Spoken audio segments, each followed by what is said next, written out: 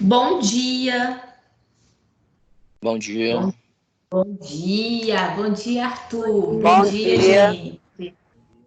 Que bom, eu estou ouvindo a voz de vocês com um pouco mais de entusiasmo. Deixa eu ver aqui. Alexandra, Arthur, Bom dia. Beatriz, Cássia, Daniele, Emanuele, Glenda, Emily, Igor, Isabelle, João Vitor Faria, Lara, Lucas. Ao meu povo, Marcos Arthur, Melina, Poliane. Gente, e tá faltando muita gente ainda. Cadê o meu pessoal do. Tem todo mundo primeiro, segundo, terceiro período? Terceiro Tá, não. O pessoal está tendo muita dificuldade para acessar, a entrar, né, Luciano? tá. Foi engraçado até que. Quem é? Vamos ver aqui, vamos esperar um pouquinho. Vamos ver.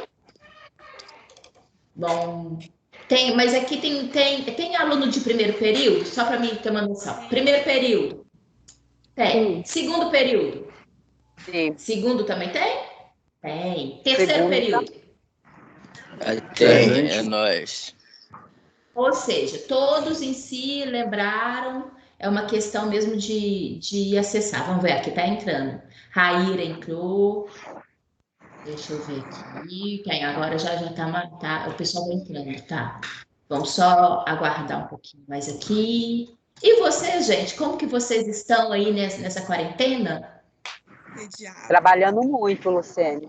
É mesmo? Continua tendo que trabalhar, mas você está trabalhando home office ou tendo que sair, Alexandra? Jornada extra, né? Muita gente foi afastada. Né? Entendi.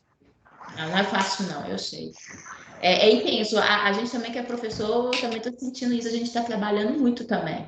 Mais do que se tivesse ali no dia a dia, é porque foge até para a gente poder acostumar, né? A gente não foge daquele ritmo nosso. Não é fácil, não. Com Mas, certeza. de qualquer forma, viu, gente? Cuidado, sempre todas aquelas atenções básicas para vocês se cuidarem e cuidarem de seus familiares, né? Porque a gente está Com aí, a certeza. gente não é fácil, não. Deixa eu ver aqui, o meu pessoal tá entrando, Mas, e aí, realizando as atividades, fazendo os exercícios, isso é muito importante, viu, gente? Por isso, inclusive, a realização, acompanhamento das lives, de todas as disciplinas, isso é muito importante. Estou vendo aqui, ó, tá, o povo tá entrando. Olha, Luciane, eu estou tentando o máximo, porque você sabe que eu não sou apta à tecnologia. Não, Então, mas assim, estou é tendo uma novidade. algumas dificuldades, muitas dificuldades, mas nada que não consiga alcançar o objetivo. Pelo menos está assistindo às aulas, né, e está acompanhando todos os exercícios. Que bom, Alexandra. É isso mesmo, faz parte, né? É igual eu comentei com você semana passada, na transmissão aqui, se eu particularmente, se não fosse o apoio do meu filho, eu também ia ter muito mais dificuldade. Então, a gente vai se adaptando, né? Um pouco de boa É o que eu estou buscando vontade. fazer. Isso é muito importante, Alexandra. Isso não acontece só com você, não, viu? Pode lembrar de mim aqui, sua professora, que tem muita coisa que é nova, mas a gente vai vencendo, né? Para mim tem. Que é isso mesmo. Deixa eu ver aqui, gente. O povo já tá. Vocês sabem de alguém em específico que está tentando agora e não está conseguindo? Só para gente ter uma noção? Eu mencionei que estava tendo muita dificuldade, porque nas outras aulas os meus colegas relataram que não conseguiu entrar devidamente por problemas técnicos, sei lá, ou de internet. Entendi, Então, aí, Alexandra. as Mas aulas, agora, no momento, até o momento, não. tá. Porque aqui, ó, eu tenho um grupinho também com os líderes, ninguém me relatou nada de dificuldade maior, não, tá? Só para a gente saber se a gente começa. Marcos é do primeiro período, né, Marcos? Tá me ouvindo, Marcos? Ei, Marcos. Bom dia, bom dia. Bom dia, tá joia? Alguém relatou, Marcos, maior dificuldade do primeiro período, alguma coisa nesse sentido? Tá reclamando um pouquinho do áudio. Do áudio que tá o que baixo? Tá um pouco falhando. Falhando. Deixa eu ver Internet. aqui. Ah, entendi, da internet. Deixa eu ver, porque aqui tá tudo... Olha,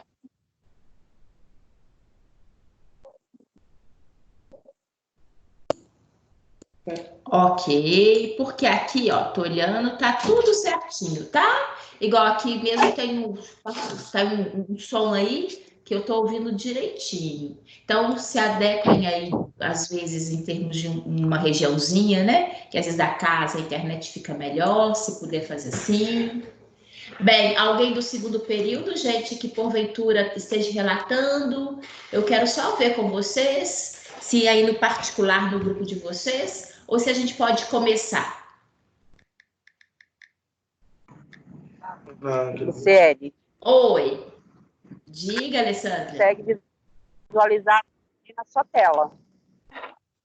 Não consegue visualizar? Ah, tá, é porque... não, já tá compartilhado aqui. Tá A mesmo. minha tá. Quem A falou minha que tá vendo? tá. João Vitor. Bom, oi, João, você consegue ver, não consegue? Olha, eu vou mudar de tela, ver se Eu você também consegue consigo ver. ver a minha. Eu também tô Não, conseguindo ver a minha. Slide a gente está vendo. Mudou. Oi? Mudou. Mudou, não mudou? Mudou. Alexandra, consegue perceber que eu estou mudando de slide? Sim. Sim. Então, tá ótimo. Então é isso mesmo, tá bom? Então, gente, até por respeito a vocês, vamos começar, né? Porque já que o pessoal não está comentando, não comentaram comigo aqui no particular e nem com vocês aí, às vezes é porque o pessoal ainda está numa sonequinha, né? Aí depois vocês podem puxar a orelha. Vocês me ajudam a puxar a orelha? Falam com todos para acordar mais cedo, tá bom? Então é o seguinte, Luciene, gente. Oi, diga. Antes de começar a aula, eu só queria pedir para quem for conversar tirar uma dúvida com você, se tipo assim, habilita o som, tipo o microfone, e quando parar de falar, desabilita, porque senão fica dando interferência no meio da sua voz. João, isso que eu ia comentar, tá? João Vitor, olha só, gente, agora nós estamos com essa plataforma, que é a plataforma Teams, né? A gente vai passar o horário, né, inteiro, como se nós estivéssemos lá no presencial. Inclusive, eles pedem para que a gente faça o horário de intervalo normalmente, tá certo? Até para não ficar muito cansativo, para vocês poderem fazer um lanche, ir ao banheiro, enfim. Então, a gente vai obedecer o horário tal como a gente estivesse lá no presencial. E aí, inclusive, isso que o João falou é o que eu vou solicitar a todos vocês. Por gentileza, desabilitem o microfone de vocês agora no momento, porque qualquer coisinha que vocês façam em casa faz um barulho, né, que realmente interfere aqui pra gente. E aí, mas aí eu também queria combinar com vocês, fiquem à vontade, como se nós estivéssemos de fato lá na sala. Oi? Posso só tirar uma dúvida com você? Pode, diga, Lara. Você sabe se assim que voltar às aulas, se a gente já vai ter logo as atividades avaliativas ou vai ter tipo uma revisão, sei lá, alguma coisa do tipo? Porque eu tenho muita dificuldade com a aula online, virtual. Ok, Lara. Deixa eu te falar. Tá, não, mas é porque o seguinte, ainda não existe um calendário oficial em relação às provas, mas pode ter certeza que todo mundo está nesse sentido de poder conferir, não tem nada oficial, então não posso te falar o que vai acontecer nesse sentido, mas de qualquer forma não se preocupe, viu, Lara? Todo mundo está muito preocupado com o aprendizado de vocês. Então, é fundamental que vocês participem das lives, que vocês estudam em casa, mas realmente eu acredito que não vai chegar assim, com prova amanhã, não, tá bom? Então, vamos ver, vamos aguardar. Obrigada. De nada, Lara. Eu não tenho como falar certinho, mesmo porque a gente nem sabe ao certo que dia que a gente vai voltar, né? Então, acho até por isso que não tem essa data oficial em relação às provas. Mas não se preocupem, não. Aquietem, acalmem o coração. A gente está numa época que eu sei que fica todo mundo muito ansioso, né? Isso somos todos nós, por várias circunstâncias. Mas podem ficar sossegados que estamos todos preocupados com vocês no sentido do aprendizado, no sentido de aprenderem e acompanharem, tá bom? É fundamental que, por mais qualquer dificuldade que cada um venha a ter com essa questão de live, de essa questão da tecnologia que está permeando aí os nossos dias em relação a isso, mas que vocês possam estudar. Então, isso é muito importante para a gente, tá? Mas que a gente está sempre preocupado e querendo que vocês possam ter o aprendizado, tá certo?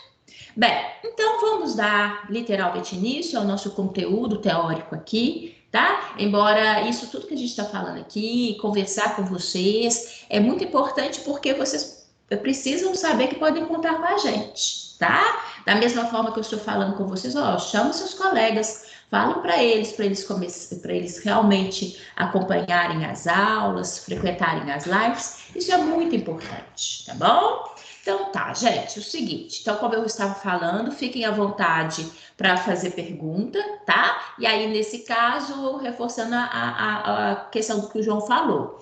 Na hora da pergunta, desativa o microfone, faça sua pergunta e logo em seguida, por favor, desliguem o microfone para não ter interferência aqui para a gente, tá certo?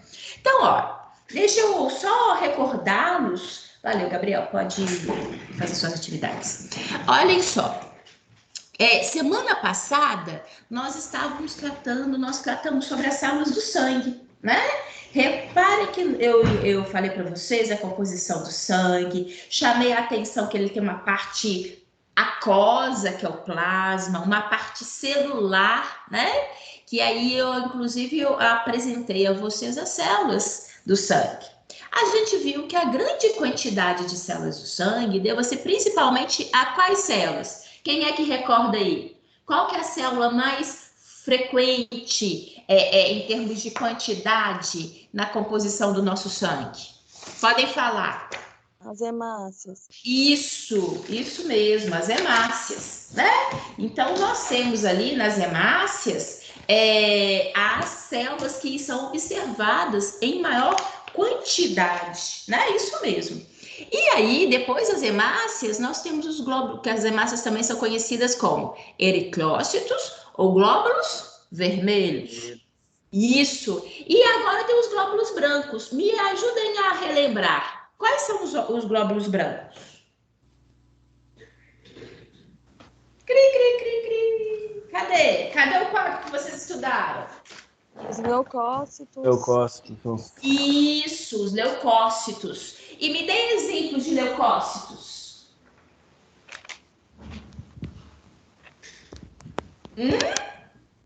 O desenho, aquele quadro que vocês fizeram, estão fazendo, né? Tem quem? Deixa eu... Isso, monócitos. Linfócitos, basócitos, neutrófilos. Muito bem, isso mesmo. Então, vou colocar aqui até para vocês recordarem, né? Então, dentro desse conjunto de leucócitos ou glóbulos brancos, que são células de defesa, nós podemos citar aqueles que são considerados granulócitos, que são os neutrófilos, os eosinófilos, os basófilos, né? São aqueles que na hora de fazer o desenho, vocês faziam ali ele cheio de pontinho. Por quê? Eles apresentam grande quantidade de grânulos, tá? E tem os agranulócitos, que aí são os monócitos e os linfócitos, tá? Associado a todos esses componentes, nós ainda temos as plaquetas, que são fragmentos celulares, tá bom? São importantes no processo de coagulação do sangue. Reparem que eu ainda nem tirei o primeiro slide, né? Ainda não caminhei, mas por quê? Porque eu quero recordar vocês, eu quero chamar a atenção de vocês que nós iniciamos na semana passada falando sobre esse tecido aqui, que é o tecido sanguíneo. Ah, deixa eu aproveitar uma coisa, que aqui, ó, eu tenho um apontador a laser, ó que beleza. Aí fica mais bonitinho. Então, nós temos um tecido, nós iniciamos semana passada falando sobre esse tecido sanguíneo, ou seja, sobre a composição do meu sangue, tá bom? Mas por que eu faço questão de recordá-los em relação a isso? Primeiro, para a gente recordar, para a gente lembrar, porque isso ele só vai, e aí fica um chamado para vocês, né? Gente, na hora de estudar, reforcem, fixem. Eu sei que são muitos nomes, né? Mas é muito importante na fixação, na repetição, a gente vai associando, a gente vai guardando de uma maneira mais fácil, tá bom? Mas por que isso é importante para a gente? Porque semana passada, eu apresentei a vocês a constituição do tecido sanguíneo, mas uma situação de normalidade, né? Ou seja, oi, quem está falando? Alexandra, diga. Tem gente no grupo relatando que não está conseguindo. Tem gente no grupo que está relatando que não está conseguindo entrar. Não está conseguindo? Deixa eu ver. A Beatriz. Beatriz? Ué, mas a Beatriz está aqui? Será que tem outra Beatriz? Porque, deixa eu olhar aqui, ó. Não tem ninguém, todo mundo, porque está liberado para todo mundo entrar. Talvez, por favor, Alexandra, veja com a Beatriz se não é um caso, às vezes, do local que ela está em relação à internet. Ou então por gentileza. O login dela. Ou então o login dela. E isso, quem falou é Igor. João. João, oi, João. Possa também ser uma situação, porque olha aqui, ó, a nossa sala agora já está até cheia. Estão todos liberados a entrar, tá? Tanto é que vocês entraram sem eu ter que dar permissão, né? Tá todo mundo liberado. Tá, Alexandra? Por favor, peça a Beatriz para ela verificar, então, essas duas possibilidades. A questão do ponto de internet e a questão do login dela. Ok? Bem, então, só para a gente dar continuidade aqui. O que eu estava falando, né? Semana passada a gente viu aquele tecido normal, com as suas características, imaginando um indivíduo em situação saudável. E hoje nós vamos falar de alterações, aí envolvendo as anemias e as hemoglobinopatias, tá bom?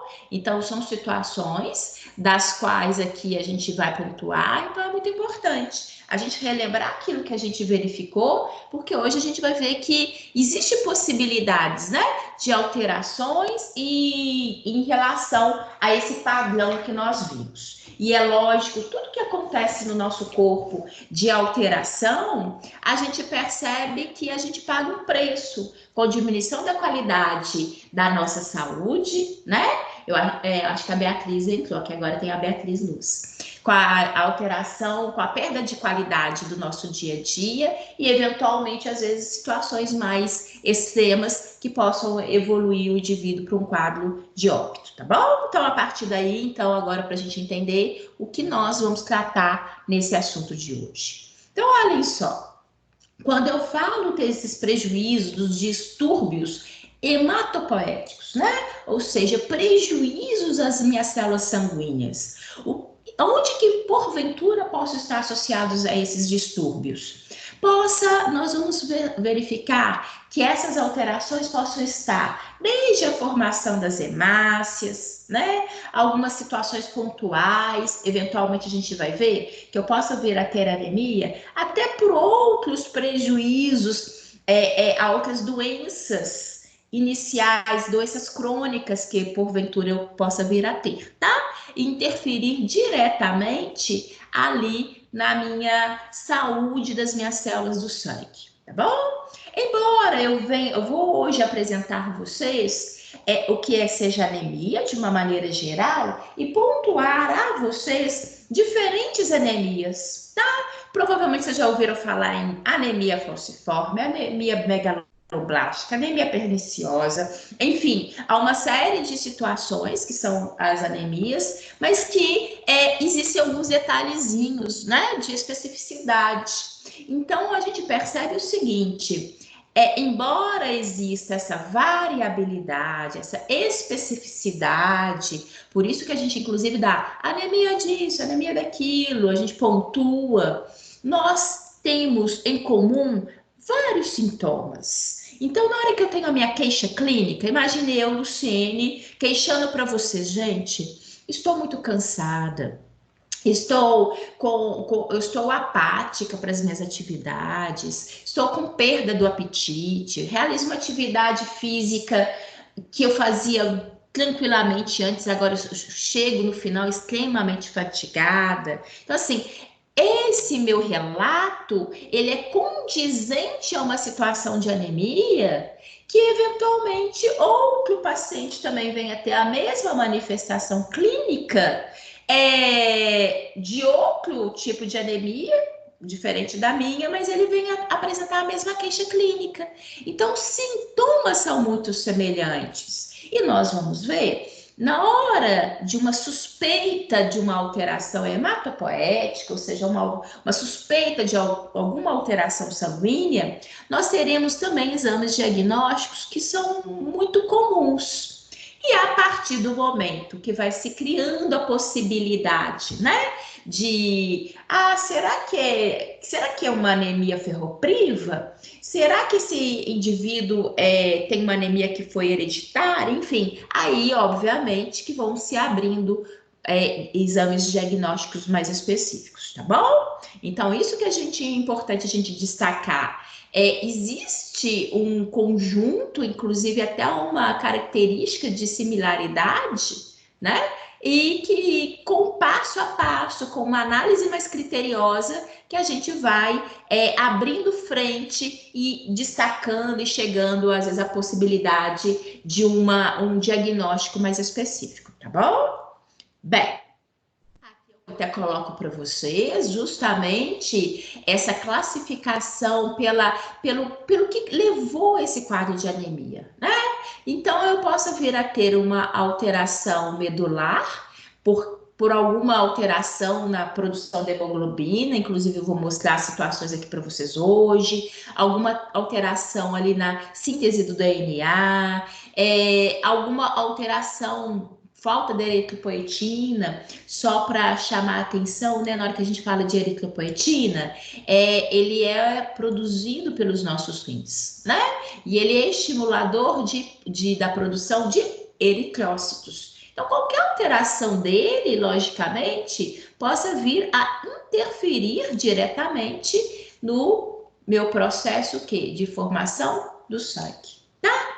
Existem, como eu falei com vocês, algumas doenças crônicas que possam gerar nesse paciente, a médio e longo prazo, uma alteração no sangue, né? Causando, então, uma anemia, que a gente denomina mista ou variável, em função dessas doenças que, eventualmente, não tem uma ligação necessariamente tão direta assim, mas que possam vir a interferir e promover no indivíduo esse prejuízo às células do sangue.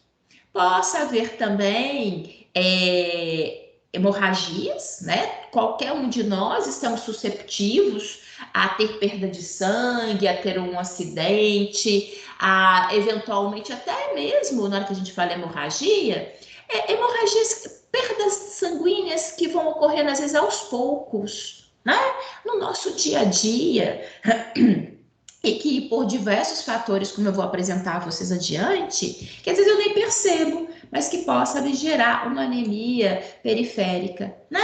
E existem alguns quadros também de falsas anemias, que às vezes, se eu fizer um exame sanguíneo, eu vou, a princípio, imaginar que o indivíduo está com uma anemia, mas é porque Olha, de repente eu estou com uma diarreia intensa, eu estou perdendo muito líquido por vômito, e aí eu percebo que essa variação do volume sanguíneo, principalmente quando essa perda excessiva de líquido, né, essa desidratação, possa me dar uma falsa análise, por isso que a gente fala uma pseudoanemia. Na verdade, gente, eu coloco isso para a gente ter uma noção do conjunto. Nós vamos trabalhar com esses fatores ao longo da nossa manhã, tá bom? Então, aí vocês vão perceber isso de uma maneira mais contundente, de uma maneira mais tranquila, né, de entendimento. Olha só, a gente tem falado tanto, né?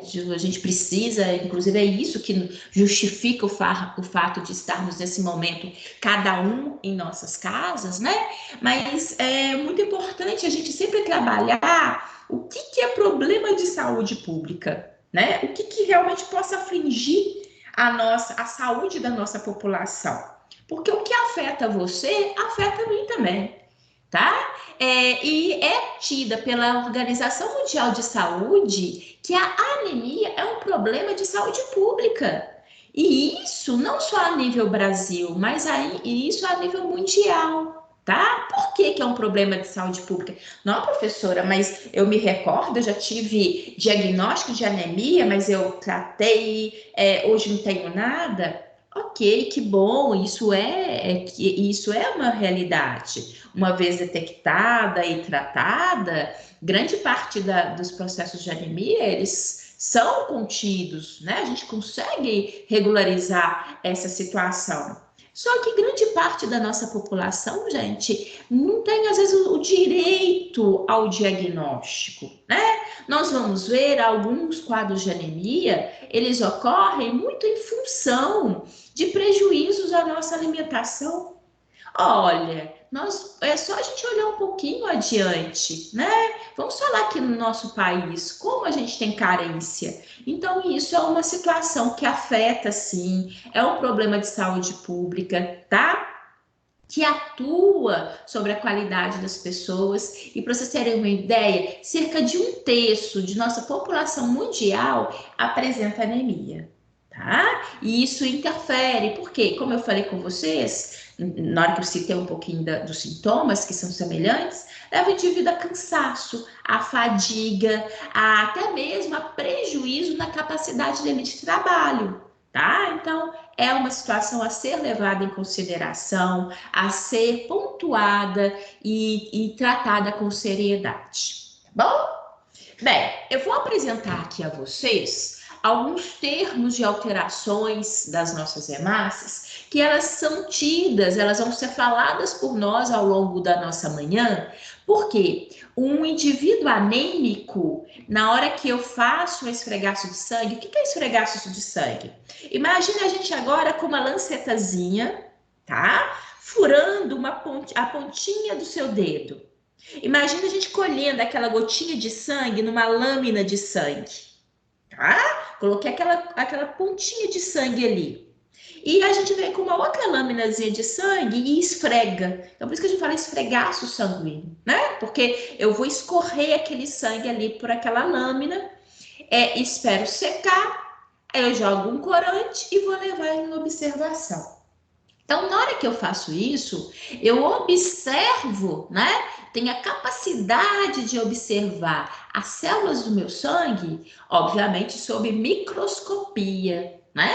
Inclusive, quando a gente faz isso, a gente coloca, o ideal é colocar no aumento de 1000 vezes, porque as nossas células do sangue, para me observar, tem que ser com um bom aumento, né? Mas por que eu estou falando disso? Porque na hora que a gente observa essas células do sangue, eu observo que elas possam se apresentar em diferentes tamanhos, tá? Existem aquelas que vão apresentar as hemácias o tamanho normal, aquele clássico que nós observamos semana passada, aquela hemácia bicôncava, que apresenta uma maleabilidade, né, que nós tratamos. Então, essas células com tamanho considerado normal são aquelas que nós denominamos de normocíticas, né? Reparem que até o termo, o nome, né? Ele é bastante sugestivo para mim. Então, eu tenho aqui, nesse caso, aquelas células que apresentam tamanho normal, tá bom? Bem, só que eu tenho células que possam ser menores do que aquele tamanho de normalidade. Aquelas células menores são as células microcíticas, né? Reparem que a própria terminologia já me é bastante sugestiva. Micro, de menor. Então, essas hemácias, elas terão aqui, ó, né, um tamanho menor quando comparado àquele meu padrão inicial. E, finalmente, eu tenho aquelas células que vão ser maiores do que o convencional. Aquelas hemácias que eu vou observar, falo assim, gente, que célula grande é essa? Né? Que célula que está aumentada de tamanho, que são as células macrocíticas, tá? Então, a gente tem essa observação e esses termos, gente, eles são observados em artigos, na hora que a gente faz uma definição de anemia, né? Então, eu tenho células com padrão normal, então a gente fala normocítica, aquelas células que têm o tamanho menor, que são as micro, e aquelas que são bem maiores quando o padrão de normalidade. Por isso a gente denomina de macro, tá?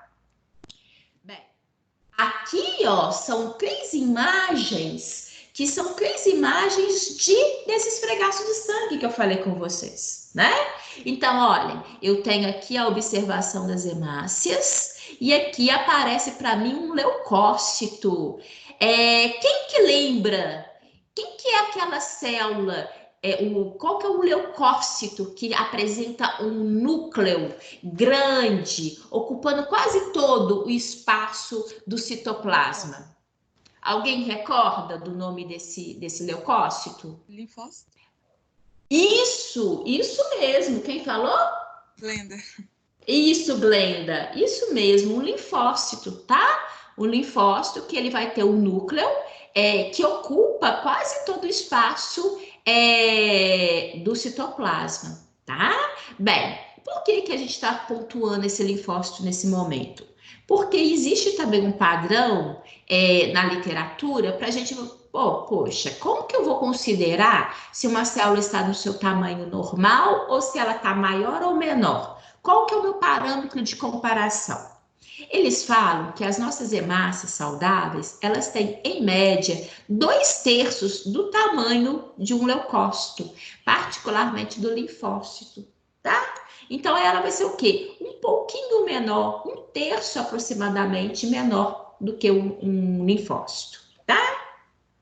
Bem, aqui então, nesse esfregaço, o autor está me mostrando, ele até circulou, né, as hemácias e circulou o linfócito também, está chamando a atenção de que eu tenho aqui um padrão de células hemácias que são normais, tá? Eu vou pedir, tem gente aqui, ó, com o microfone ligado. Por favor, desliguem o microfone de vocês, coloquem aí no mudo, só ativem por gentileza, tá? Na hora que for fazer a pergunta. Bem, ainda tem microfone ligado. E aqui, ó, nesta outra lâmina, dá para a gente perceber que as hemácias estão bem menores, né, quando comparada ao linfócito.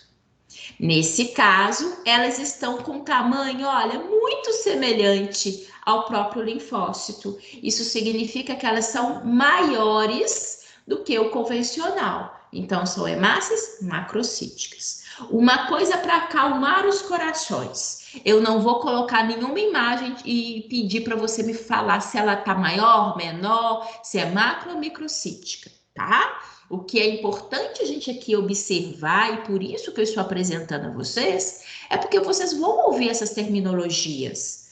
Então, de repente tem, por exemplo, um caso clínico, tem que falar, um paciente com determinada quantidade de hemoglobina no sangue, hemácias microcíticas, né?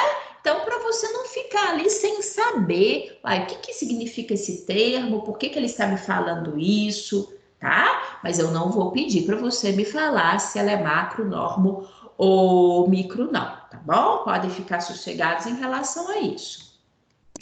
Bem, Aqui nessa imagem, o que a gente pode perceber? Que eu tenho hemácias, olhem, extremamente pequenininhas. Por isso que elas são o quê? Microcíticas.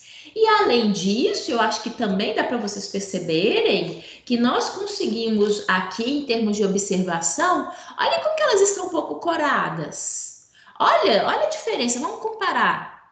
Olha aqui o que eu tenho, né? Nesse ambiente, aí, em termos de coloração. Aqui eu já começo a verificar uma coloração mais fraca, tá vendo? É porque o que eu vou apresentar a vocês também é padrão de avaliação. A gente consegue avaliar, por exemplo, hemácias que possam vir a ser pouco coradas. No quadro de anemia, é muito comum a gente perceber que as hemácias, além de terem a possibilidade de alteração no tamanho, também se corarem fracamente, né? Ou seja, se coram pouco. E esse termo é por isso que a gente denomina esse termozinho aqui, ó, hipocrômica, né? Hipo, de baixo, baixa cromia, baixa afinidade por corantes, tá bom? Aqui, justamente isso que eu apresento vocês agora. Uma coisa, eu tenho aquele padrão de normalidade, né? Eu tenho um padrão de normalidade, então é o que eu denomino de normo, né? Normocromia. São aquelas hemácias clássicas das quais eu consigo perceber que elas se coram de uma maneira adequada. Luciane, por que tem esse ambientezinho aqui central mais claro? Lembram? Hemácia é uma célula anucleada, então isso faz parte desse contexto, tá bom? Agora, nós temos aquelas células, que é o que eu estou apresentando a vocês, que se coram pouco, hipo, né? Uma coloração fraca. E aí, olhem a diferença. Olhem, comparem um esfregaço com o outro, né? Como que eu tenho uma diferença. Então, isso é uma característica possível de observação. Logicamente que isso se faz por profissionais técnicos com prática nessa observação, né? Mas aí vem em termos de relato, que ali vem um laudo avisando e colocando para a gente essas considerações, tá bom? Bem, aqui para vocês observarem, o autor dessa imagem, inclusive, nos colocou, né, uma imagem padrão, ou seja, para que eu possa ter uma análise comparativa daquilo que seria considerado normal, uma coloração normal, daquele esfregaço, onde eu observo alteração de coloração, no caso, hipocromia, tá bom? Bem, então isso, só para então a gente poder adiante. Me digam, as hemácias, elas possam ser caracterizadas quanto ao seu tamanho. Se elas forem menores que o padrão de normalidade, que nome que eu dou para hemácia menor? Alguém me fala aí, deixa eu ouvir. Microcítica. Microcítica, isso mesmo. E se ela for maior? Macrocítica. Isso, macrocítica, né? Até aquilo que eu falei com vocês é muito intuitivo. A própria palavra, ela já me refere isso, né? E aqui no caso... Bom dia, Beatriz. Eu tenho Diga. uma pergunta. fazer. Lá no slide da anemia microcítica, tá me ouvindo? Tô slide da ouvindo. anemia, tá especificando anemia microcítica, Existe anemia macrocítica? Possa vir alteração, eu vou mostrar. Só para você ter uma ideia, na anemia megaloblástica, tá? Até o termo, né? Mega. Nós temos a alteração das células que serão maiores. Então, por isso que possa ter sim. Tá bom? Igual aqui, né? Ele fala anemia microcítica hipocrômica. E eu nem entrei em detalhe em relação ao que ele está falando adiante, porque eu vou apresentar a vocês a anemia ferropriva, tá bom? Mas isso que você perguntou, Beatriz, pode sim, tá? Concordo com você que na grande maioria dos quadros de anemia, vocês vão ouvir falar que ela é microcítica. Mas tem esse caso da megaloblástica, onde eu terei o inverso, que é o aumento do tamanho das células, tá bom? Tá bom, obrigada. De nada, fiquem à vontade para perguntar, tá, gente? Eu tenho agora alunos que entraram posteriormente e foi o que a gente combinou. Fiquem à vontade, podem participar, possam perguntar. É muito bem-vindo todos vocês, tá? Então, olhem só aqui, né? Porque eu passei para a gente ir acompanhando. Então, bem. Então, agora eu vou apresentar vocês, né? Dito isso, diante dessas alterações possíveis, essas terminologias as quais a gente possa ouvir adiante, eu vou apresentar a vocês os quadros possíveis de anemia, tá? Quando eu falo anemia, o que na verdade significa? Né? O que na verdade, pressupõe que está acontecendo com aquele paciente? Na hora que eu falo, ó, eu estou anêmica, significa que eu tenha uma diminuição da quantidade de hemoglobina no meu sangue. Tá? Então, isso significa o seguinte, eu tenho uma alteração de tal forma que a quantidade de hemoglobina presente no meu sangue, ela está mais baixa. Né? Mas por que eu falei assim, sem hemoglobina? Sim, se a gente recordar, semana passada, a hemoglobina, e eu vou mostrar já para vocês recordarem isso também. A hemoglobina é uma proteína presente no nosso sangue, tá bom? E presente mais especificamente porque ela está associada às nossas hemácias. Então, normalmente, eu vou colocar isso para vocês, eu posso vir a ter uma diminuição da quantidade de hemoglobina muito em função da diminuição da quantidade de hemácia. Né? Se eu tiver uma quantidade menor de hemácia, eu tenho uma quantidade menor de hemoglobina. Ou eu posso até ter a quantidade de hemácia considerada normal, mas se essas hemácias apresentarem na sua constituição celular a hemoglobina defeituosa, eu também terei diminuição da quantidade de hemoglobina, tá? Eu coloco aqui para vocês, não é para a gente decorar, não é isso, mas só para a gente ter uma noção, né? O que significa um indivíduo portador de anemia? Quais que são os valores, né? Em termos de concentração de hemoglobina, que a partir do qual eu considero que o indivíduo está anêmico. Todos os valores abaixo desses aqui estabelecidos no homem adulto, quando ele tiver taxa de hemoglobina menor que 13 gramas por decilitro. Nós, mulheres, abaixo de 12, né? Nós, quando porventura a gente está numa fase de gestação, se eu tiver valores abaixo de 11, eu sou considerada uma mulher anêmica, tá? E com variação de crianças entre 6 meses a 6 anos de idade e de 6 anos a 14 anos de idade. Então, só para a gente ter esse ponto de referência, tá bom? Não é para decorar, isso eventualmente ele é dado, mas só para a gente ter essa noção. Meu pai do céu, quando é que eventualmente é considerado um indivíduo anêmico, tá bom? Bem, isso logicamente é utilizado como padrão de acompanhamento pelos clínicos, né? Que isso é muito importante, esses pontos de referência para tratar e conhecer a hematologia, que é o estudo das células do sangue, tá bom? Olha aqui, como eu falei com vocês, a anemia, que é essa diminuição da quantidade de hemoglobina, ela pode ser pela diminuição da quantidade de hemácias, né? Ou eu tenho a quantidade de hemácias normais, mas porventura as hemácias possam vir a ter uma quantidade menor de hemoglobina, às vezes até por um defeito, como a gente vai iniciar. Eu vou iniciar para vocês a partir da anemia falciforme. Nós veremos que a morfologia da hemácia, ela é diferente do padrão de normalidade, tá?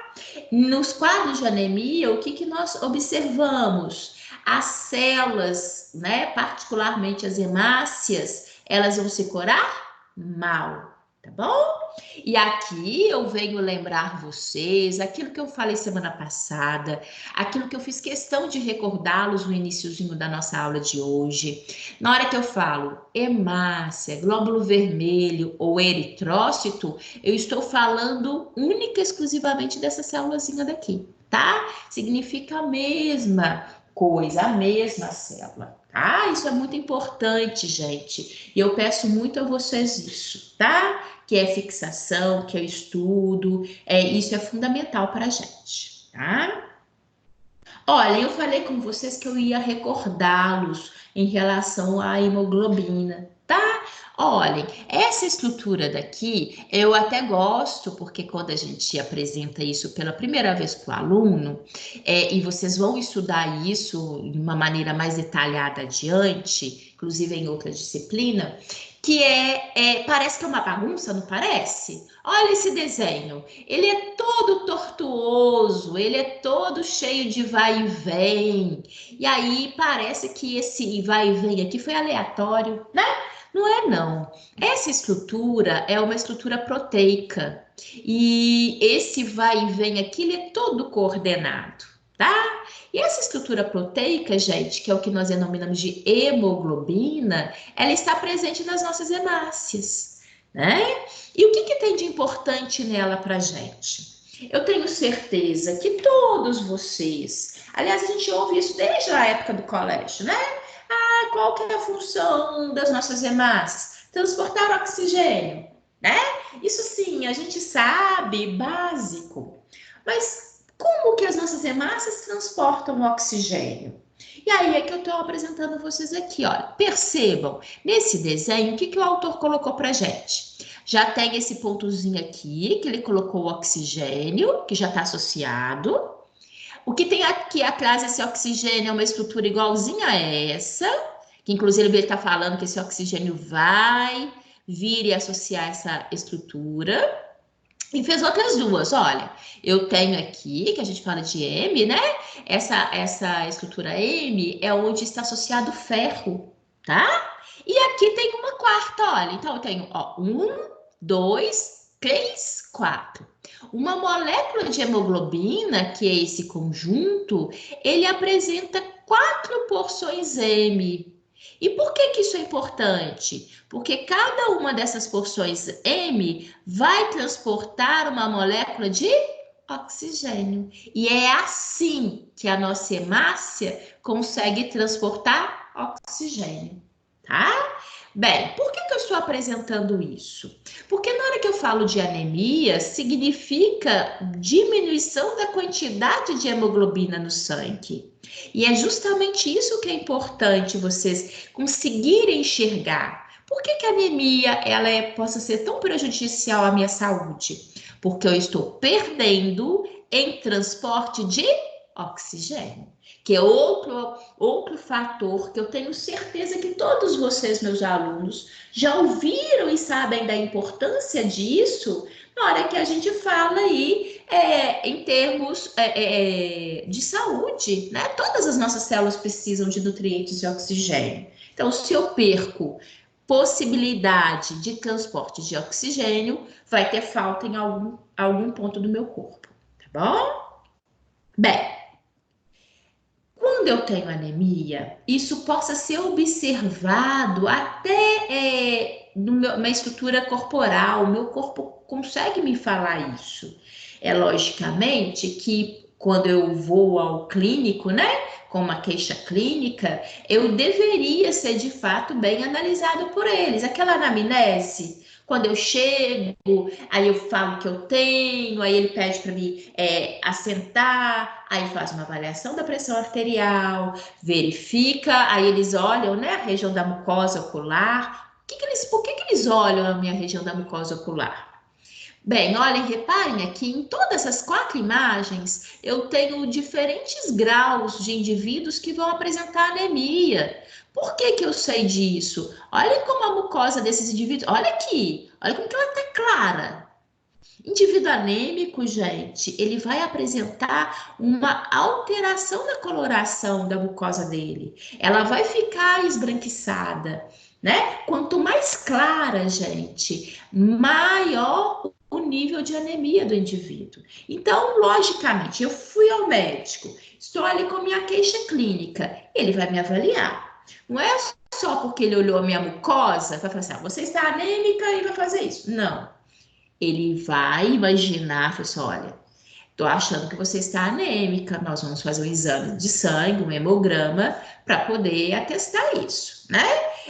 A gente nunca fala de uma maneira categórica apenas uma observação assim, geral, não.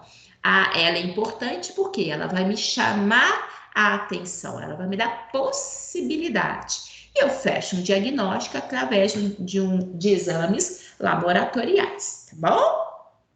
Bem, só para fazer uma análise, uma comparação grosseira, o que a gente está vivenciando no nosso dia a dia? Tem vários indivíduos com suspeita de Covid-19. Por quê? Na hora que eu verifico ali, em termos de queixa clínica, estão gripados, apresentam às vezes febre, tem uma sintomatologia parecida, mas são todos os quais eles estão suspeitos que realmente vão ser diagnosticados com Covid-19? Não, às vezes eu possa ser suspeita, mas eu possa ser comprovada laboratorialmente que eu não apresente, no caso, essa situação específica, tá? Então, por isso que é sempre o que é importante, uma análise clínica e um exame laboratorial para comprovar aquela minha suspeita inicial. E isso vale, gente, para nós. Vale para nós, por quê? Vale para vocês, não só no dia a dia, vocês daqui a pouco, vocês estão aí todos de branquinho e atendendo na área de saúde. Vocês físio, né? Mas é porque isso daí... Não, mas eu posso chamar atenção, eu posso chegar e falar assim para o meu paciente... sempre com cuidado, com atenção, só tô reparando, existe uma palidez, você já viu, já observou, já foi no clínico, né? Então isso é muito importante. De repente eu tenho meu pai em casa, não, pai, tô observando aqui, o senhor tá com a mucosa, tá clarinha, né? O senhor tá queixando de cansaço, vamos ao clínico, vamos pedir que ele solicite um hemograma, né? Então assim, é importante isso para a gente. Isso refere-se à área de saúde, né? Nós não possamos vir a dar um diagnóstico, mas nós possamos ter uma noção e orientar as pessoas que estão ao nosso lado em relação às possibilidades, tá bom? Aqui, como eu já falei, existem diferentes causas que possam gerar uma anemia no paciente, perda de sangue por hemorragia, inclusive aqui chama a atenção de nós meninas, viu? Sim, na hora que eu me coloquei nós meninas, eu gostei. Por quê? O sangramento mensal, a menstruação é uma possibilidade. Tem meninas, aí eu falo, porque ali a gente no dia a dia, às vezes tem muito relato de vocês que têm a proximidade, chegam até nós e conversa, né? Olha, existem às vezes fluxos menstruais que são exagero mesmo, que possam ser considerados hemorrágicos. Bem, o que é muito importante? Procurar um médico, né? Um ginecologista específico para poder analisar, porque às vezes essa perda mais abrupta de sangue possa fazer com que você adquira um quadro de hemorragia. Você às vezes está vivenciando isso, não está percebendo, tá? E pode promover anemia a médio e longo prazo. A gente também possa vir a ter alteração da produção das hemácias de uma maneira insuficiente lá na nossa medula óssea, que é aquilo que a gente viu semana passada na hemocitopoese, né? Onde eu tenho, que é o processo de formação das células do sangue. E aqui, deixa eu aproveitar. Deixa eu perguntar a vocês, qual que é o período, a vida média de uma hemácia? Quem que lembra? Podem falar aí para mim. 120 dias. Isso mesmo, tá? Quem falou, não deu para acompanhar aqui? Pedro. Ô, Pedro, isso mesmo, Pedro, 120 dias. É o período de vida média, né, das nossas hemácias, tá? Vocês vão ver que tem situações que elas possam viver muito menos do que isso. E aí, logicamente, possa causar o que a gente denomina de anemia na pessoa, tá bom? Bem, existem hemácias com pouca hemoglobina, como eu já falei com vocês, e eu vou explicar isso adiante. É a destruição realmente desenfreada das nossas hemácias, tá? Então, são todas possibilidades das quais a gente vai ver a partir de então que eu vou apresentar a vocês diferentes situações de anemia, tá? Olhem só, essa imagem já me dá características da anemia falciforme. O que vocês encontram nessa imagem que vocês possam achar que seja sugestivo em anemia falciforme? Deixa eu ver, alguém pode se pronunciar. O formato de hemácia, o formato de foice da hemácia. Isso, Beatriz, né? Beatriz Luz. Beatriz, isso que você falou é o que caracteriza muito fortemente na hora que eu falo anemia falciforme. Só para todo mundo entender, olhem, reparem, consigam perceber aqui, ó, essa estrutura é uma hemácia, tá? Isso daqui é uma hemácia. Não, Luciene, mas é muito diferente. Olha, esse daqui não é o formato de uma hemácia que nós estudamos? É sim.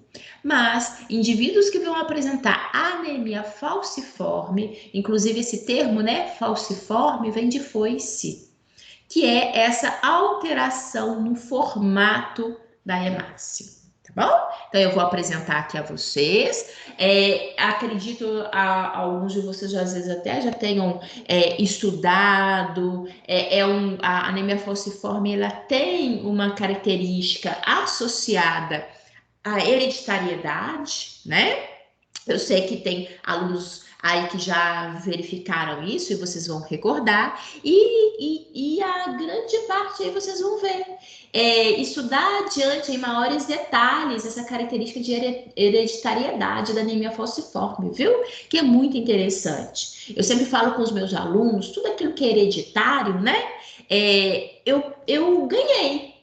Eu ganhei isso, quer seja herdado do meu pai, quer seja herdado da minha mãe, mas essa herança eu não tenho como colocar no colo de ninguém, não. Existem heranças que você fala, que bom, eu puxei determinada característica física que eu acho lindo de fulano. Aí, mas eu herdei isso que eu não gostaria muito de ter herdado, né? Principalmente doença. Mas isso não tem como colocar no colo de ninguém. É uma herança que é nossa, né? Bem, o fato é, o que a gente observa? Como eu falei com vocês, a anemia falciforme, ela é hereditariedade, tá? Ela é uma anemia do qual eu herdei de alguém, eu herdei dos meus familiares, tá? E essa característica aqui é importante porque ela faz com que as minhas hemácias, né, venham a apresentar alteração no seu formato e, consequentemente, aquela quantidade de hemoglobina será aquém do que é necessário, tá? Então, nós vamos verificar esse padrão, que é o que caracteriza essa doença falcêmica, do qual tenho certeza que todos vocês já ouviram falar. Professora, eu não me recordo, mas o termo eu acho que eu já ouvi falar, é isso mesmo. Esses indivíduos vão apresentar prejuízos à sua qualidade de vida, a qual precisa ser atentada aí, né, através de um controle, e como ela é hereditária, eu preciso de acompanhar, não tem uma cura, né? Porque o que eu herdei é meu, tá certo? Olhem só, eu sempre gosto de chamar a atenção do meu aluno, porque é muito nosso, né? A gente fala assim, ó, imagina, eu tenho R$1.000, eu perdi 10. Não tem problema não, né? Eu tinha 1.000, perdi 10. Então, isso não faz diferença. Olha, gente, tudo faz diferença, né? Então, por que eu estou falando disso? Porque a nossa hemoglobina saudável, ela apresenta 574 aminoácidos, tá? E ela é toda certinha, ela é toda esses 500... Lembra quando eu chamei a atenção de vocês? Olha, vou até voltar aqui para vocês acompanharem comigo. Quando eu apresentei isso daqui, eu falei assim, olha, gente, isso daqui parece que é meio bagunçado, né? Porque ele é tortuoso, nos dá uma falsa sensação de que essa bagunça aqui, ó, ela é aleatória. Aí eu falei assim, falsa sensação, porque isso daqui, ó, ele está exatamente da maneira como deveria, tá? Se eu tiver alguma alteração quanto a isso daqui, eu tenho prejuízo funcional, tá bom? É justamente o que eu vou apresentar a vocês. Olhem, de repente, nessa construção da hemoglobina, eu venho a ter uma única alteração. Dos 574 aminoácidos que ela carrega, eu vou ter uma única alteração. Qual alteração é essa? No aminoácido de número 6. O aminoácido de número 6, ele deveria ser glutamato. Por isso que tem esse glu aqui, tá? Mas indivíduos que apresentam anemia falciforme, que herdou essa alteração dos pais, ao invés de ser glu, ele tem um val. Ou seja, ao invés de glutamato, ele apresenta uma valina. Bem, aí você fala assim, nossa, Luciene, mas é uma variação pequena, né? Eu tenho 573 outros que está tudo certinho. Só houve alteração disso. Gente, e aí é que eu gosto de apontar isso para vocês, por quê? Porque às vezes a gente fala assim, nossa, mas que bobagem, é um detalhezinho, né? Tão bobo, por que isso é importante de ser dito? Porque, gente, uma alteração como essa, que nós possamos considerá-la tão pequena, isso é que vai fazer com que a minha hemácia deixe de ter aquele formato clássico e passe a ter esse formato de foice. Então, isso que nos difere. É importante a gente saber, não só que a hemácia ela tem um formato de foice, mas o que fez ela mudar? Olhem, nessa representação, o autor colocou pra gente, ó, aquele sexto aminoácido, que era glutamato, que passa a ser valina. É um detalhe, parece que é bobo, que a gente acha que é picuinha, né? Ai, mas que bobagem, pra que isso? Mas olha, isso é o suficiente para ter essa interferência no formato da hemácia. Isso é suficiente para fazer com que esse indivíduo, nessa pequena alteração, vai fazer com que esse indivíduo tenha prejuízo à saúde dele. E reparem, tudo que a gente não quer é ter prejuízo à nossa saúde. Né? Todos nós, quer seja ela por qual motivo for. Então, é por isso que eu chamo a atenção de vocês, gente, tá? É um detalhe, mas é um detalhe muito importante. E aqui eu coloco para vocês, aí você pode pensar, Luciene, nós temos bilhões de hemácias, se eu tiver algumas com alteração, poxa, eu tenho tantas outras. Mas a história não é tão simples assim. Por quê? Olhem só. Isso daqui é um videozinho que depois eu vou colocar lá para vocês, porque ele não está passando aqui não, tá? Mas eu vou aproveitar a imagem só para vocês entenderem. O que o autor está mostrando aqui para gente? Olhem só. Ele está representando um vaso sanguíneo, olha, o que a gente tem? Vaso, e esses vasos sanguíneos, eles vão se ramificando, não vão? Reparem que aqui, esse vaso é mais largo, o diâmetro dele é maior. Aqui eu tenho um vaso com diâmetro menor. Então, o que é interessante nisso? O nosso sangue, ele é fundamental que ele possa fluir de uma maneira adequada, ou seja, que a circulação de sangue seja o mais perfeito possível. Só que aquela hemácia, essa daqui, ó, em formato de foice, ela começa a parar na parede dos vasos, ela começa a ficar aderida. Aí chega uma que para, aí chegam várias outras que vão parando em conjunto. E de repente eu tenho isso que vocês estão vendo na imagem. Um ambiente onde eu observo que o fluxo de sangue está o quê? Comprometido. Então, isso é muito importante. Na hora que a gente apresenta na anemia falciforme que existe uma alteração no formato da hemácia, eu tenho um prejuízo circulatório. Esse indivíduo com anemia falciforme, ele não só vai ter diminuição da quantidade de hemoglobina e uma diminuição do transporte de oxigênio, mas ele também vai apresentar alterações vasculares. Ah, professor, o que isso significa? Significa que esse indivíduo, ele tem maior propensão a ter problemas cardíacos também. Afinal de contas, olha, o que é a nossa saúde? Eu preciso de ter uma boa circulação de sangue adequado para garantir a minha vida e saúde. A partir do momento que eu venho a ter isso aqui, ó, possibilidade de obstrução, vão ter áreas que não vão receber nada de oxigênio. E, consequentemente, essas células que não forem supridas de oxigênio vão morrer, tá bom? Olhem aqui, chama a atenção de vocês. Só para vocês terem uma noção, porque vocês ainda vão estudar genética, né? Então, aí, lá na genética, o professor vai chamar a atenção de vocês como que isso realmente é tratado de uma maneira mais específica, tá bom? Mas o que eu tenho? Olhem só, o que nós, filhos, somos? Nós somos a herança daquilo que a gente herdou dos nossos pais. Então, se eu tenho no meu pai que ele é saudável, mas ele apresenta isso daqui, ó, essa bolinha vermelha, reparem que o autor coloca aqui para mim, significa que meu pai tem um gene alterado. Às vezes a minha mãe também é saudável, porque ela apresenta um gene normal, mas ela apresenta um gene alterado, igual o meu pai. Então, a partir do momento que esse casal tenha filhos, existe a probabilidade, não significa que é obrigatório ocorrer, mas ele tanto vai ter filhos que são completamente saudáveis, que não vão nem apresentar doença e nem apresentar gene nenhum aqui alterado, reparem que ele só tá verdinho, né? Eu vou ter a probabilidade de ter filhos saudáveis, que aqui, ó, saudáveis, mas que venham apresentar um genezinho alterado. Reparem que eles são iguaizinhos do que eram o pai deles, tá bom?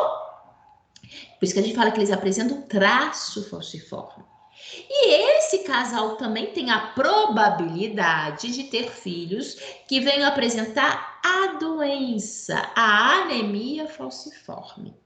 Ah, professora, mas é obrigatório? Esse casal vai ter obrigatoriamente um filho com anemia falciforme? Não, gente, não é obrigatório. Na genética é probabilidade. Eu possa vir a ter mais ou menos chance, mas isso não significa, né? Porque, afinal de contas, ali na hora do ato sexual e da fecundação, não tem ninguém escolhendo ali espermatozoide, nem escolhendo ovócito para fecundar. É aleatório, tá bom? Isso daqui, na verdade, é um assunto mais amplo, que vocês vão estudar mais especificamente na genética, mas que eu só estou chamando a atenção porque, já que a gente fala que a anemia falciforme, ela é hereditária, né? Para vocês terem essa noção, tá bom? Luciene. Iga, pode perguntar quem que é? Glenda. Quem, perdão? Glenda. Oi, Glenda. Diga, Glenda. Quem possui o traço de anemia falciforme pode doar sangue? Só o traço? Eles normalmente eles evitam, porque eventualmente possa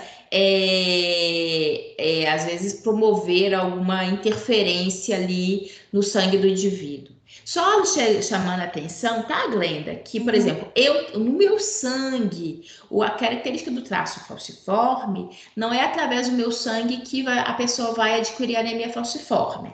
Por exemplo, imagine eu, né? Eu sou essa mulher aqui, com traço falciforme. Eu só tenho a possibilidade de doar essa característica, esse gene alterado, a partir do ato sexual. Tá bom? Mas é por isso, inclusive, que eu tô falando com você, é o seguinte, isso eles analisam ali, porque se eu tiver, às vezes, alguma alteração, mas isso não significa que eu possa doar, através do meu sangue, a anemia falciforme, não, tá?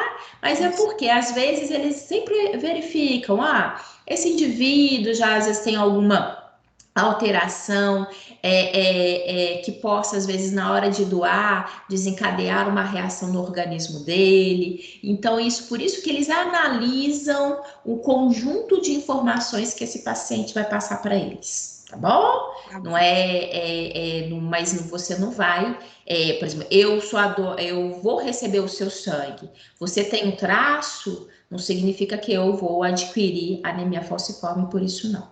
Tá bom? Tá, obrigada. De nada, Glenda. Bem, aqui, em termos de imagem, reparem vocês, é esfregaço de sangue. Eu consigo verificar nos 2 esfregaços hemácias do formato de foice, que é o que caracteriza classicamente. E reparem essa imagem aqui, olha, como que esse paciente, além de tudo, apresenta hemácias hipocrômicas, ou seja, com baixo nível de coloração, tá bom? Então, professora, mas aqui eu não vejo isso tão fortemente, tão fácil assim. Até esse grau de hipocromia possa ser variável de paciente para paciente, tá? Porque às vezes ele possa ter um nível de hemácias mais afetadas no paciente em detrimento do outro, tá? Aqui é aquilo que eu já chamei a atenção de vocês, essa alteração no formato da hemácia, ela interfere na quantidade, na oferta, né, de oxigênio no meu corpo. Por isso que a gente fala assim, ó, baixa pressão de oxigênio. O que significa essa baixa pressão de oxigênio? Eu tenho uma oferta menor de oxigênio que está sendo transportado pelo meu corpo. Tá? Eu já tinha comentado com vocês isso lá anteriormente, mas só para vocês entenderem, né? Inclusive aqui, porque eu gosto muito, porque eu acho importante a gente explica, mas eu gosto muito que no meu material tenham coisas escritas, porque eu sei que vocês utilizam muito ele para estudo, né? Então, na hora que a gente vem falando assim, baixa pressão, seria essa quantidade de oxigênio que está presente ali no meu corpo. Tá bom? Que acaba sendo menor do que aquele normal que era esperado, tá? E eu gosto muito dessa imagem, que ela é muito ilustrativa daquilo que eu chamei a atenção para vocês anteriormente, né? Olhem aqui a grande quantidade, reparem. Aí você fala assim, mas como que começou isso? Começou a partir de uma hemácia que ficou grudada na parede do vaso. É como, sabe quando fosse uma poeirinha? Uma poeirinha que fica e de repente passa outra poeirinha, se agrega e só vai aumentando? É isso que acontece. Vou tendo um acúmulo de células, de hemácias, que principalmente nesse formato de foice, que vão agregando, que vão parando. E aí ela obstrui a passagem do sangue. Reparem que na hora que esse vaso, ele tá vindo aqui e ele vai se ramificar, né? Esse lado daqui, passagem, o fluxo de sangue vai ficar comprometido. Imagina, a gente está ali, imagina a gente agora lá na faculdade, a gente vai descer as escadas e tem uma galera, tem uma turma inteira sentada, cobrindo todo o lance de escada.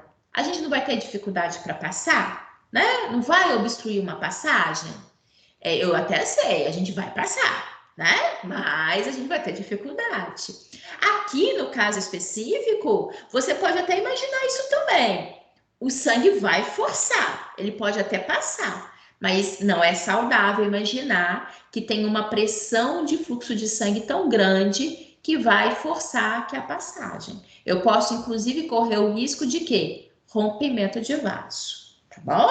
Então, é por isso que essas alterações, elas possam ser tão sérias, tão comprometedoras de uma maneira geral.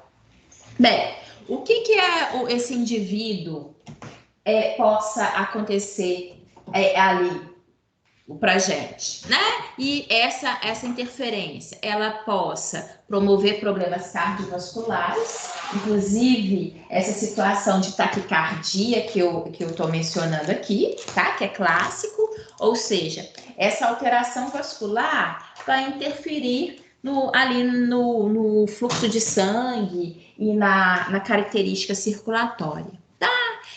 Possa essa característica promover o que a gente denomina de trombo, prejuízo na circulação do sangue e essas alterações que a gente falou anteriormente, tá bom? Então, isso é muito clássico, isso é possível, por isso que eu chamei a atenção de vocês. Olha, devido com a anemia falciforme, é importante que ele venha ter um acompanhamento médico para que, já que eu não tenho como ter cura, porque no caso específico ele é hereditário, mas, por outro lado, que eu evite problemas que possam ser mais comprometedores à minha saúde e até mesmo à minha vida, né? Então, isso é muito importante.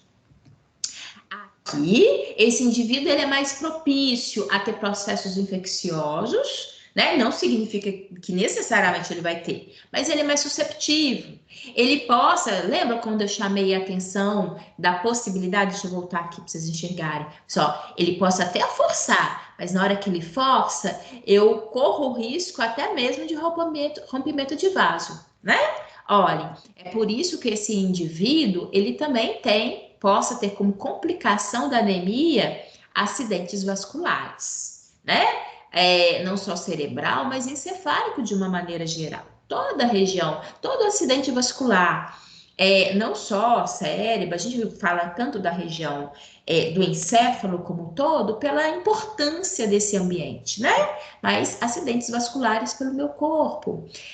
Já que eu tenho prejuízo circulatório e essa circulação ela é muito intensa nos rins, possa promover insuficiência renal, possa promover impotência? Sim, afinal de contas, os rapazes, para a ereção peniana, isso só ocorre porque durante a excitação há um grande recrutamento de sangue para os corpos cavernosos e esponjosos. Isso faz com que haja, consequentemente, a ereção e a possibilidade do ato sexual, né? Então, como complicação vascular, isso possa comprometer essa vascularização na área peniana, podendo levar o indivíduo do sexo masculino à queixa de impotência, tá bom? Há também, como eu falei, prejuízos cardíacos, né, cardiovasculares, podendo gerar problemas cardíacos e também aumento da pressão na região pulmonar. Isso, gente, não significa que obrigatoriamente o paciente com anemia falciforme vai ter, mas são possibilidades, né? Na verdade, é importante a gente pontuar isso, por quê? Porque a gente não quer ter nada, né? Nós não queremos ter prejuízos nenhum, mas eu corro risco, esse paciente ele tem mais chance de ter como complicação uma ou mais desses pontos que nós falamos, tá bom? Graças a Deus não é obrigatório, e daí a importância, como eu falei com vocês, deste paciente fazer um acompanhamento constante com o hematologista dele, tá? Para sempre evitar que isso venha a ocorrer. Bem, vou apresentar a vocês agora a anemia megaloblástica, tá? Sempre recordando a vocês, chamando a atenção, fiquem à vontade em termos de fazer pergunta, tá bom? Possam interagir e possam esclarecer alguma coisa que não tenha ficado muito claro para vocês. Fiquem à vontade, tá certo? Bem, eu vou falar agora da anemia megaloblástica. Eu já até citei aqui, teve uma pergunta, né? Na hora que fala assim, mas não é tudo micro? Não necessariamente. Eu vou apresentar aqui a vocês, vocês vão ver que na anemia megaloblástica, né? O próprio termo é sugestivo, mega, né? Ele me dá aí essa sensação, essa característica de aumento, e que é isso que a gente vai ver. A anemia megaloblástica, ela se caracteriza justamente por eu poder observar no sangue desse indivíduo hemácias gigantes. Então, elas estarão maiores em tamanho. Eu também vou observar leucócitos grandes, alterados em tamanho, maiores do que aquele convencional, tá bom? Eu até escolhi uma foto aqui, colocando hemácias bem grandes para dar essa noção para a gente, tá bom? Então, é uma característica. Olhem só aqui como comparação. Vamos observar, eu tenho aqui uma hemácia normal, né? Dentro dos parâmetros considerados normais e funcional. Eu tenho aqui um leucócito também com a mesma característica de normalidade. Agora, aqui o autor me coloca uma alteração. Eu tenho uma hemácia que ela está maior do que o habitual. Eu tenho um leucócito, e esse leucócito é o neutrófilo, né? Eu tenho um neutrófilo maior do que o habitual.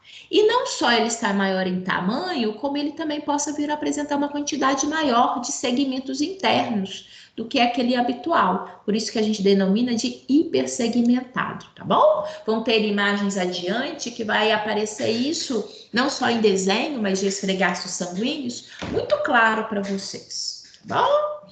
Bem, mas se eu lá na anemia falciforme, eu falei com vocês que ela era caracterizada por uma característica hereditária, que era aquela alteração no sexto aminoácido de glutamato por valina, na anemia megaloblástica, o que pode promover o indivíduo a ter esse tipo de anemia?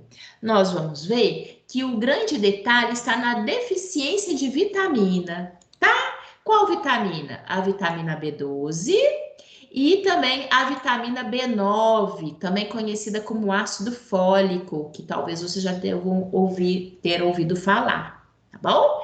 Então, na hora que eu tenho carência de vitamina, eu posso vir estar associado a prejuízos à minha alimentação, por isso que é tão importante, a gente ouve, é um clichê, né?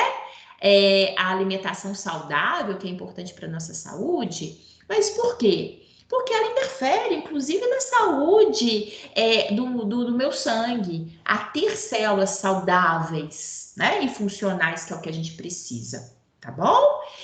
Agora, também é importante, eu vou apresentar a vocês adiante, que às vezes eu tenho até ingesta adequada.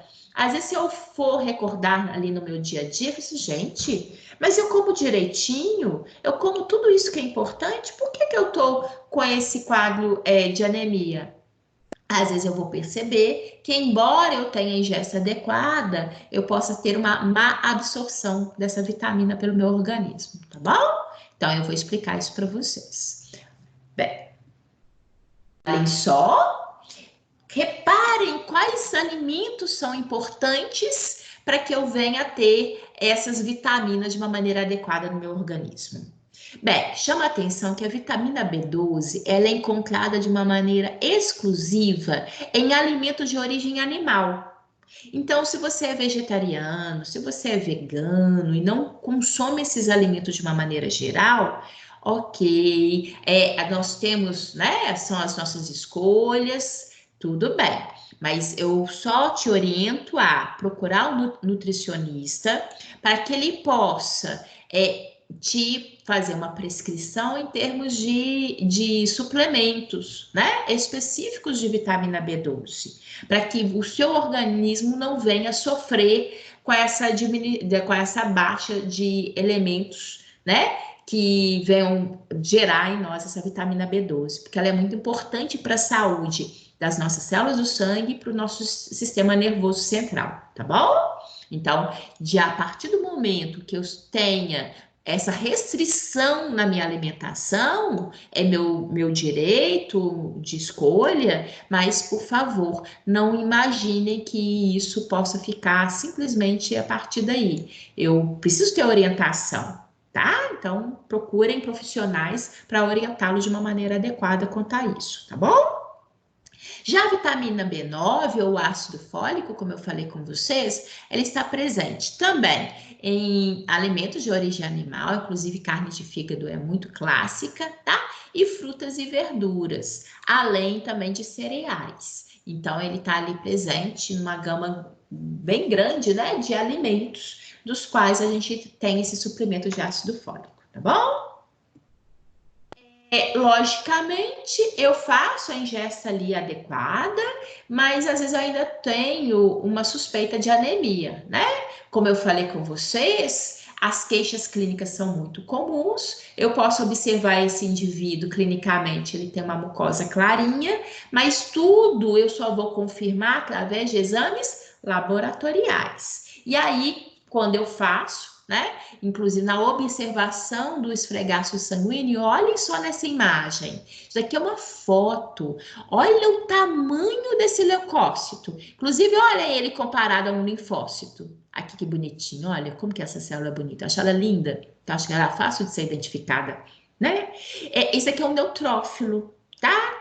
A professora, mas estranho, na hora que eu fiz o desenho, bem, esse daqui é o que a gente denomina de neutrófilo hipersegmentado. Realmente, na hora que vocês fizeram o desenho, o núcleo de um neutrófilo não tinha tantos segmentos, né? Porque aqui realmente ele tá alterado, ele é hipersegmentado, tá certo? Bem, eu também fiz exame e verifiquei que eu tô com baixo nível de vitamina B12, então é sugestivo, né? E existe um outro caso, que é possibilidade também de diagnóstico através da análise de punção medular. É lógico, gente, que ninguém vai fazer esse exame de uma maneira aleatória. Tem tantos outros exames que são mais fáceis, que me sejam sugestivos e me chegam ao diagnóstico, que eu não preciso passar por uma situação tão invasiva. Concordo com isso plenamente. O que às vezes acontece, gente, que às vezes o indivíduo como as sintomatologias elas são muito variadas, são muito semelhantes em si, né? Desde que o indivíduo apresenta alterações hematológicas, às vezes também corre-se o risco do diagnóstico de ser uma coisa, às vezes, ainda mais séria, né? Como, inclusive, a gente vai estudar um pouquinho mais na manhã de hoje, a possibilidade de situação até mesmo de leucemia. Então, às vezes, quando se confunde e precisa de um diagnóstico mais assertivo, possa ser indicado uma punção de medula, tá bom? Então, obviamente, ninguém vai fazer isso, porque ele é invasivo, ele realmente precisa, ele injeta uma agulha na região óssea, né? Ele precisa de anestesia local. Então, não se faz isso como critério de escolha, não. É só realmente se tiver, às vezes, a necessidade ou a suspeita de outras situações mais comprometedoras à saúde do paciente, tá bom? Aqui eu coloquei para vocês, né? Até coloco a imagem em si, porque ela é publicada, ela é a partir do livro de Fundamentos em Hematologia. Então, nós temos aqui a aparência de uma senhora, né? Reparem vocês que ela está pálida. E, além de tudo, existe aqui um grau de icterícia. Ela está meio amarelada, né? Olhem só os lábios dela como que são clarinhos. Isso é típico, tá? Aqui num quadro, uma situação de anemia megaloblástica, onde a gente observa a icterícia tem a ver com aquele excesso de bilirrubina dispersa, né, pelo organismo, por isso dessa coloração amarelada e essa palidez muito proveniente da anemia. Reparem aqui que o grau, olha a quantidade que ela tem de hemoglobina no sangue, 7 gramas por decilitro. Não vou voltar aqui não, mas se vocês voltarem em termos de material, para mulheres é anemia abaixo de 12. Então, é um grau de anemia muito intenso que essa senhora está passando, tá? Outra característica que também é possível de se observar em indivíduos com anemia megaloblástica é o que a gente chama de glossite. Glossite é a estrutura da nossa língua mais espessa, tá? Que possa ser, isso é menos perceptível para a gente, porque de fato a gente não fica de olho na língua alheia, né? Nem na nossa, a gente não tem muito esse hábito, mas é uma característica de língua espessa e bastante avermelhada a língua propriamente dita, tá bom? Logicamente, eu observei, eu fui diagnosticada com anemia megaloblástica. Quais são os procedimentos, né? A ingesta de vitamina. Então, quer seja de alimentos de origem animal ou quer seja ali, no caso do ácido fólico, a partir de frutas e legumes que são representativos dessa vitamina, tá? É interessante também vitamina C, aqui representada pela laranja, pelos cítricos, né? Também pelo kiwi, porque a vitamina C, ela reforça nosso sistema imunológico. E como aqui ele interfere muito também nos leucócitos, então isso colabora, né? Com o fortalecimento do meu sistema imunológico, contribui. E não é nenhum sacrifício consumir determinados cítricos, né? Muito pelo contrário, é muito prazeroso ali a ingesta desses alimentos, tá bom? Eu coloco aqui para vocês essa imagem também, de um esfregaço, onde eu tenho, olha, que neutrófilo é esse, né? Como ele está alterado, como ele está grande em tamanho, como internamente eu consigo perceber vários segmentos, foge muito do nosso padrão, né? Então, muito característico nessa anemia megaloblástica. Eu comentei com vocês que tem a possibilidade da diminuição da vitamina B12, não só pela diminuição da ingesta da vitamina na minha alimentação, mas às vezes eu até alimento direitinho, mas eu tenho prejuízo quanto à absorção, né? Então, na verdade, quando eu tenho prejuízo, eu tenho alimentação diária da vitamina B12, mas eu venho a ter prejuízo na absorção no meu corpo, a gente denomina, eu acho que vocês, a grande maioria já deva ter ouvido falar desse termo, que é a anemia perniciosa. Aí você fala, Luciene, mas você está apresentando a anemia megaloblástica? Por que isso agora? Repare que eu nem coloquei outra imagem para poder separar, né? Mas por quê? A perniciosa é um subtipo de anemia megaloblástica, onde eu tenho deficiência da vitamina B12, mas não por ingesta, por um prejuízo aqui, ó, internamente ao meu estômago. É no nosso estômago onde eu tenho a produção do que a gente denomina de fator intrínseco, que é o que vai colaborar diretamente para a absorção da vitamina B12 no meu organismo.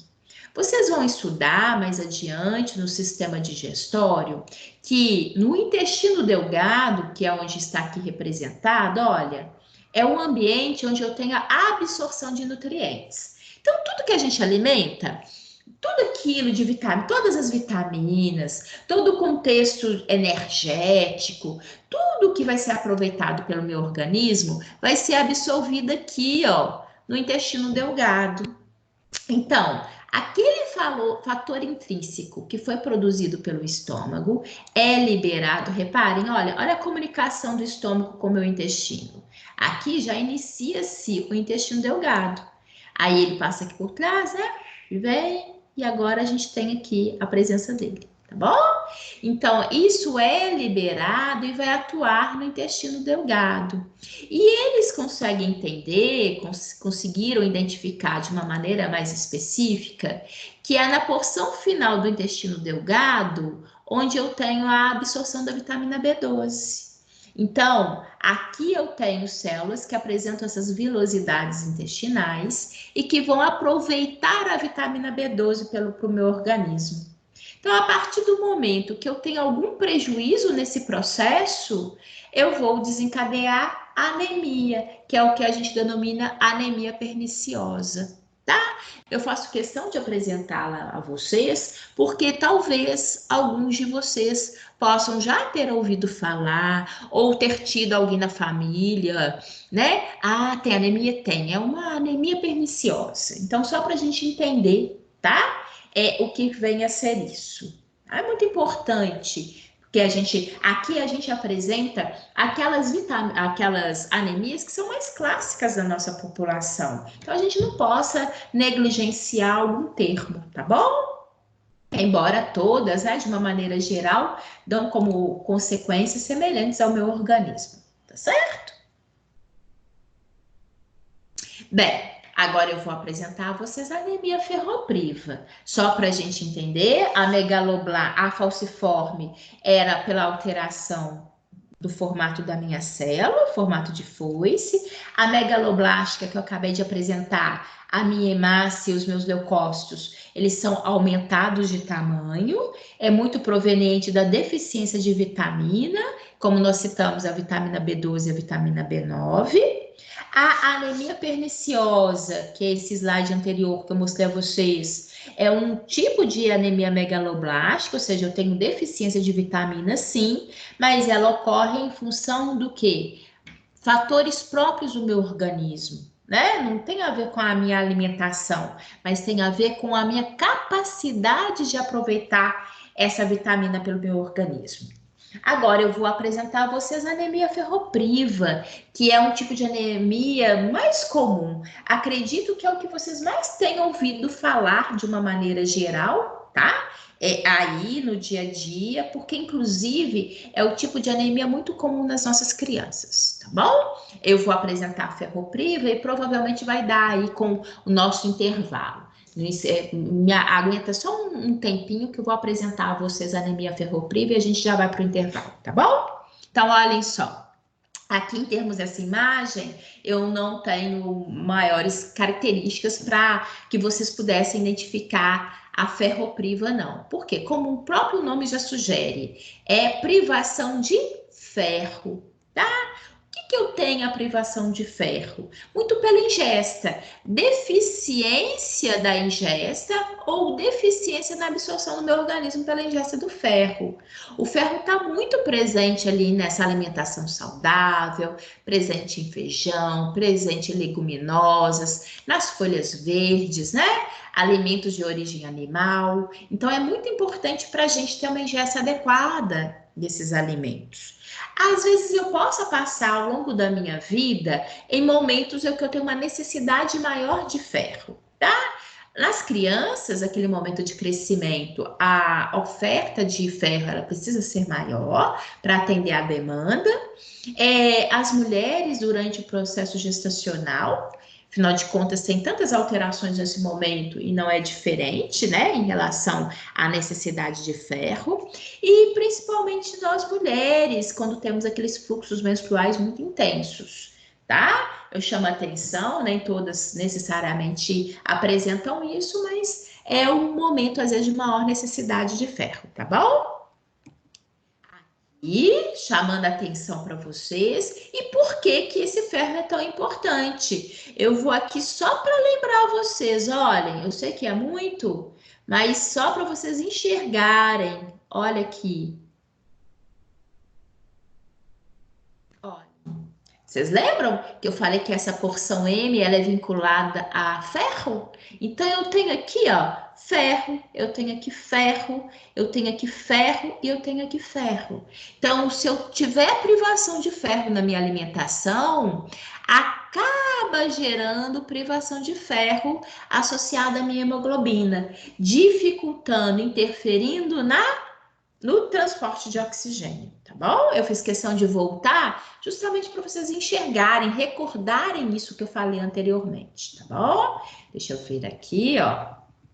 Eu não gosto muito de fazer isso, não, mas eu acho que tem hora que vale a pena, tá bom? Bem, então esse ferro, eu acabo tendo uma diminuição de ferro circulante, uma diminuição de ferro ali associada à minha hemoglobina, né? Ou seja, essa redução desse ferro funcional do qual nós estamos mencionando, tá?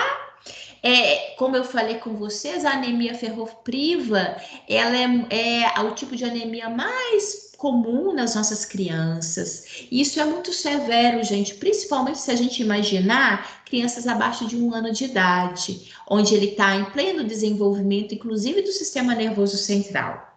Eu coloco aqui para vocês a indicação de um artigo sobre anemia ferropriva nas nossas crianças, aqui de 2019. Eu sempre coloco lá para vocês, no próprio ambiente virtual de aprendizagem, os artigos, e se eu clicar aí, procurar por artigos científicos sobre anemia, vão aparecer realmente muitos, né, dezenas de artigos, mas sempre destacando para a gente dar prioridade para aqueles mais recentes, né? Então, por isso até que eu acrescentei para vocês esse de 2019, dezembro de 2019, porque ele coloca para a gente justamente esses conceitos mais atuais a respeito do assunto, tá?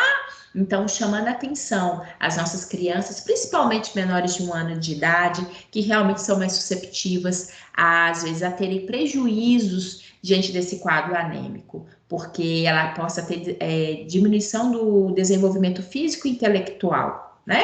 Afinal de contas, possa comprometer o desenvolvimento do sistema nervoso central.